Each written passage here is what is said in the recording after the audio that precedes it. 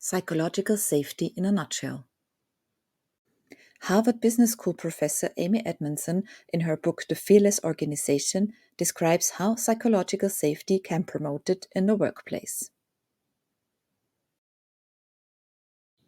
According to her definition, psychological safety is the belief that one will not be punished or humiliated for speaking up with ideas, questions, concerns, or mistakes. It can also be referred to as the perceived permission to candid openness. For example, in a team meeting, you might address a problem, but whether you do so depends on the level of psychological safety within your team.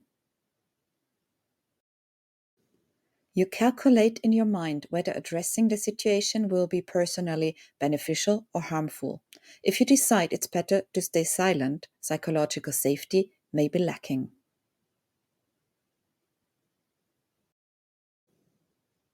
This is just a small example of how silence at work leads to harm that could have been prevented. In some cases, not addressing issues can lead to serious errors or disasters. The company Google also published their findings on psychological safety. In a research project on effective teams, psychological safety was identified as the key dynamic for successful collaboration. How can leaders foster psychological safety? They should view work as a learning problem, not an execution problem. What does that mean? Mistakes and failures will always happen, but if you see them as valuable sources of data and not as disappointments or unforgivable actions, then you can learn from them.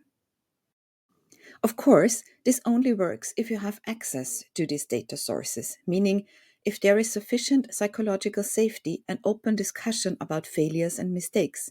It goes without saying that you, as the leader, are seen as the benchmark by the team in this regard.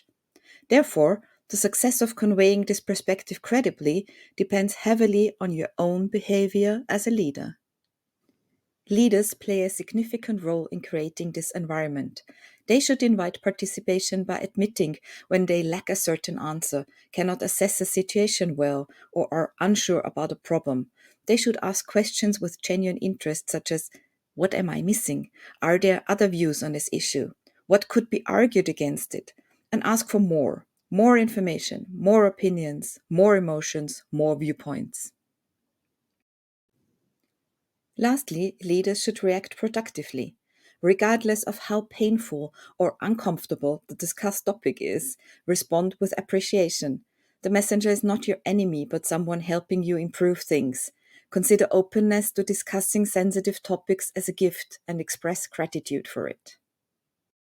In summary, the three key points to promote psychological safety are: view work as a learning problem, invite to participate, and react in a productive and appreciative way.